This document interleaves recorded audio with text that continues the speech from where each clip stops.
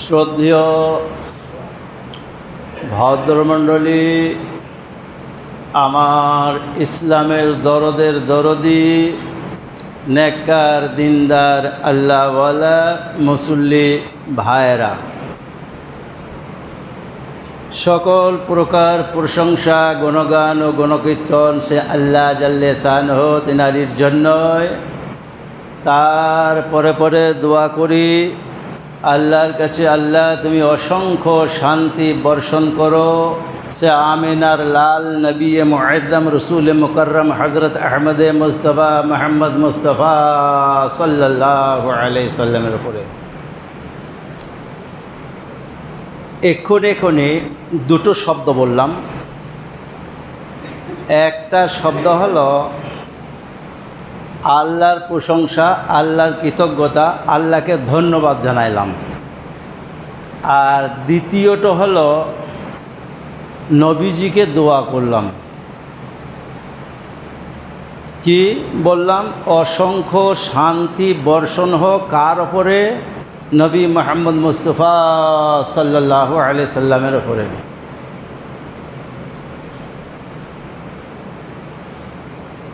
তাহলে শুধু বক্তব্য খুতবা শুনলে হবে না, একটা ভাবতে হবে।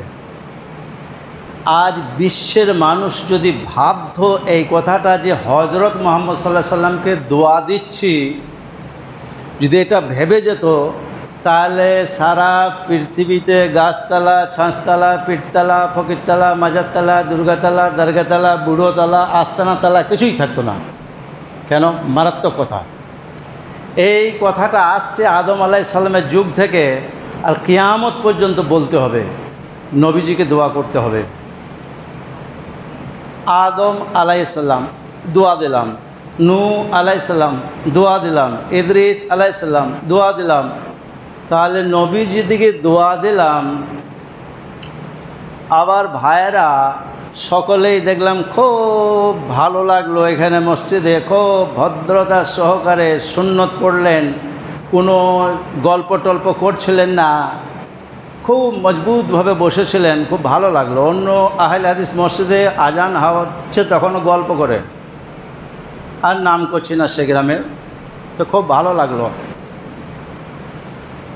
তো কথা হচ্ছে, নামাজ যে পড়লেন, সুন্নত আদায় করলেন, দরুদে ইব্রাহিম পড়লেন আত্তাহিয়াতুর পরে। কি বললেন আল্লাহকে? আল্লাহুম্মা, এ আল্লাহ, সাল্লি আলা, শান্তি দাও, কাকে দাও? মুহাম্মদিন, মুহাম্মদ সাল্লাল্লাহু আলাইহি ওয়াসাল্লাম শান্তি দাও। ভেবেছেন কথাগুলো? তাহলে বিশ্বের মানুষ যদি জানতো যে দরুদে ইব্রাহিমে পুরো নবীজিকে দোয়া দিচ্ছি, তাহলে হজরত মুহাম্মদ সাল্লাল্লাহু আলাইহি সাল্লামকে যদি দোয়া দিয়ে থাকি, তাহলে আর কোনো ছুঁচোর মাজারে যাওয়া যাবে? প্রশ্ন করলাম, মনে মনে উত্তর দেন।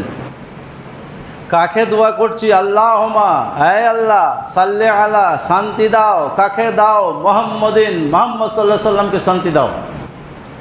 আল্লাহুম্মা সাল্লি আলা মুহাম্মদিন ওয়ালা আল মুহাম্মদ, মুহাম্মদ সাল্লাল্লাহু আলাইহি সাল্লামের বংশধরকে শান্তি দাও, মান্যওয়ালাদিকে শান্তি দাও। আল্লাহুম্মা সাল্লি আলা মুহাম্মদিন ওয়ালা আল মুহাম্মদ কামা সাল্লাইতা আলা ইব্রাহিম। আল্লাহ, তুমি যেমন শান্তি দিয়েছিলে ইব্রাহিম আলাইহিস সালামকে, সেই রকম শান্তি দাও মুহাম্মদ সাল্লাল্লাহু আলাইহি সাল্লামকে। ইন্নাকা হামিদুম মাজিদ, তুমি প্রশংসিত, তুমি বড় গৌরবান্বিত। তাহলে মুহাম্মদুর রাসূলুল্লাহকে খুল্লাম দোয়া করছি, আর সুগবাজারের হাটে গিয়ে মাই চম্পার কাছে চাইছি মুসলমানরা। মুহাম্মদুর রাসূলুল্লাহকে দোয়া দিচ্ছি, আর পাথর চাপুড়িতে গিয়ে চাইছি অ্যাক্সিডেন্ট। আজ বুঝতে পারলেন? মুহাম্মদুর রাসূলুল্লাহকে, নবীজিকে দোয়া দিচ্ছি, আর আজমিরে গিয়ে সাহায্য চাইছি আজমিরিওয়ালার কাছে।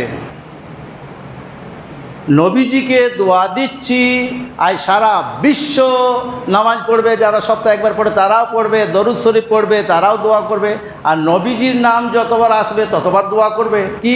সাল্লাল্লাহু আলাইহি সাল্লাম। এটাও দোয়া শান্তির জন্য। তাই নবীজি বড় না পাথর চাপুড়ির দাতা মেহবুব বড়? নাউজুবিল্লাহ মিন যালিকা, আস্তাগফিরুল্লাহ। নবীজি এত বড়, নবীজি এত বড়, বাটখারা নাই মাপার। তাহলে সেই নবীজিকে দোয়া দিচ্ছি, আর দাতা মেহবুব পাথর চাপড়ি ওর কাছে চাইছি। অ্যাক্সিডেন্ট বুঝতে পারলেন ভাই ভুলটা? এইটা হচ্ছে শিরক।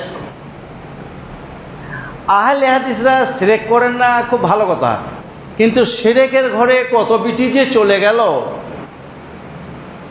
কল্পনা করা যাবে না। এত প্রমাণ আছে আমার কাছে যে পাক্কা বেদাতি ঘরে আহলে হাদিসরা মেয়ের বিবাহ দিচ্ছেন। জ্ঞানী করেন কন্যা দান, দেখে ইমানদার আর যোগ্যবান, মূর্খ খুঁজে বেড়াইবর, আছে কাদের টাকা পয়সার উচ্চ ঘর। এই তো বাস, শুধু টাকা, ইমানদার, বংশ, জাত দেখলাম না, হলেই হচ্ছে, দিয়ে দাও। তাই এইখানে শেষ করি কথাটা, না খানিক বাড়াবো? আর একটু বাড়ুক।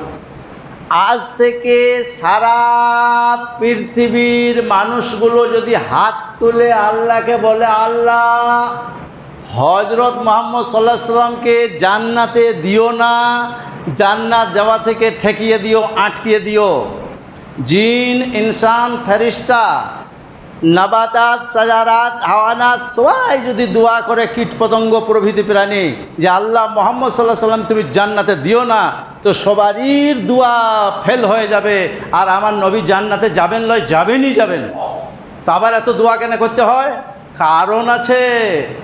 হিমালয় পাহাড়ের থেকেও বড় কারণ আছে এর ভেতরে। সেই কারণটা কি? আমাদের কাছে কাল হচ্ছে তিনটে, একটা চলে গেছে, একটা চলছে, একটা আসবে। আল্লাহর কাছে এরকম নয়। আল্লাহর কাছে যেটা কোটি কোটি কোটি কোটি কোটি কোটি কোটি কোটি কোটি কোটি কোটি কোটি বছর পূর্বে পার হয়ে চলে গেছে, সেটাও বর্তমান। আল্লাহর কাছে ভবিষ্যৎ কোটি কোটি কোটি কোটি কোটি কোটি কোটি কোটি বছর পর কী হবে সেটাও বর্তমান। আল্লাহর কাছে কাল কটা? একটা। আমাদের কাছে কাল কটা? তিনটে। তো আল্লাহ দেখলেন যে এত শতাব্দীতেই বান্দররা যাবে, শয়তানরা যাবে, আর ইসলামের 12টা বাজাবে, ইসলামের ভেতরে এরকম শয়তানি ভরে দেবে। তার জন্যই সাল্লাল্লাহু আলাইহি সাল্লাম, মুসলমানদের মধ্যে অনেক ফিরকা যারা বলেছে কি সুন্দর মোটা পাইপের সেই গাঁজার কলকেতে গাঁজা দিয়ে হসস করে টেনেছে আর হাদিস তৈরি করেছে, পড়বো সে হাদিস। শুনুন, আজ কয়েকদিন আগে নঈমনগরে বক্তব্য শুনে এলাম, বলছি শুনুন। আউয়াল ওয়াকাল নবী সাল্লাল্লাহু আলাইহি ওয়াসাল্লাম, হাদিস নয়, কোরআন নয়, গাঁজা টানা কথা। আউয়াল মা খালাকাল্লাহু বিনূরিহি, আল্লাহ সর্বপ্রথম তৈরি করলেন নূর, তার জন্য নূরের নবী বলে। কারা? মুসলমানরা। অনেক ফিরকা বলে আল্লাহ হচ্ছে সূর্যের মতো চকচকে, সেখান থেকে আল্লাহ কিছু কেটে নিল, কেটে আকাশে রাখলো। জিবরিল আলাইহিস সালাম বললেন, আল্লাহ এত চকচকে তারাটা কি? বলে এখন বুঝবে না। কিভাবে হাদিস তৈরি করেছে মিথ্যা করে গাঁজা টেনে। আবার 70,000 বছর পর আবার তারাটা ভেসে উঠলো। বলে আল্লাহ এটা কি? বলে আমার নূর কেটে রেখেছি, একটা জিনিস তৈরি করব, সেটা হচ্ছে মুহাম্মদ সাল্লাল্লাহু আলাইহি সাল্লাম। বলুন নাউজুবিল্লাহ। কেমন শিরক ভরে দিল! আল্লাহ নূর কেটে মুহাম্মদ সাল্লাল্লাহু আলাইহি সাল্লাম তৈরি।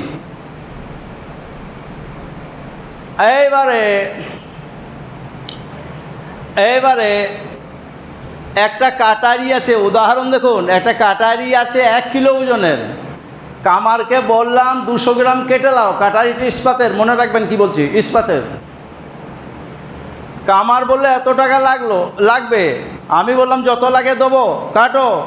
তাহলে কামার আন্দাজ করে 200 গ্রাম কেটে বার করে দিল, আর 800 গ্রামের মতো রেখে দিল। নে কাটারি তৈরি করে দিল, আবার ওইটার আর 200 গ্রামের ছুরি করে দিল। তাহলে কাটারিটা হচ্ছে ইস্পাতের, ছুরিটা কিসের হবে ভাই? ইস্পাতের। কমন উদাহরণ ওই গাঁজা টানাদের। তাহলে আল্লাহ নিজের নূর কেটে যখন তৈরি করেছে মুহাম্মদ সাল্লাল্লাহু আলাইহি সাল্লামকে, তাহলে এটাও যা ইস্পাত, ওটাও তা ইস্পাত। ওর আল্লাহ ওপরে আছে আর নিচে মুহাম্মদ সাল্লাল্লাহু আলাইহি আল্লাহ। কারা বলেছে? বেরেলিরা। আর সেই ঘরে আমরা খুব কারাকারণ করছি, করুন। তাহলে আল্লাহ স্রষ্টা, খালেক, আর নবীজি সৃষ্টি, যেহেতু একটা মাটির মানুষ, সেটা কোরআন প্রমাণ করছে। আল্লাহ আর নবী যদি এক হলো, আমরা কখনো কি আল্লাহকে দোয়া করেছি? করেছি ভাই? হে আল্লাহ, বয়স বেশি হলে স্মৃতিশক্তি দুর্বল হয়, তুমি তো অনেক বুড়ো আল্লাহ, তোমার জন্য মগজ টনটনে থাকে, দোয়া করেছি? না, আল্লাহ স্রষ্টা, আল্লাহ খালিক, আল্লাহকে দোয়ার দরকার নাই। আর নবীজি খালিক নন, নবীজি সৃষ্টি, তার জন্য দোয়া দিতে হয়। আমরা কখনো এরকম দোয়া করেছি, আল্লাহ তোমার তো বয়স মেলায়, তাই বেশি বয়স হলে দুর্বল হয়ে যায়, তুমি যেন একটা মোটা তাজা সবল হয়ে থেকো, দোয়া করেছি আল্লাহকে? না, আল্লাহ স্রষ্টা, আল্লাহকে দোয়ার দরকার নাই। আর নবীজি সৃষ্টি, তাই নবীজি যে আল্লাহ নন এটা ভাগ করার জন্য এই সাল্লাল্লাহু আলাইহি সাল্লামের দরুদ শরীফ। বুঝে এলো? এবারে আল্লাহকে আমরা দোয়া করি না কেন? আল্লাহ স্রষ্টা আর নবীজি সৃষ্টি। আজ দেখুন সারা বিশ্বে মাজারে কি হচ্ছে, মুসলমান শিরক করছে। চোর একদিন জান্নাতে যাবে, জানিয়া একদিন জান্নাতে যাবে, শিরক করলে আল্লাহ বলছে হারাম তার জন্য। আর একজন বেনামাজিকে যখন শয়তান দেখে খুশি হয় না, একটা জানিয়াকে যখন দেখে শয়তান খুশি হয় না, যখন শিরক করার লোক দেখে শয়তানের খুশি হয়।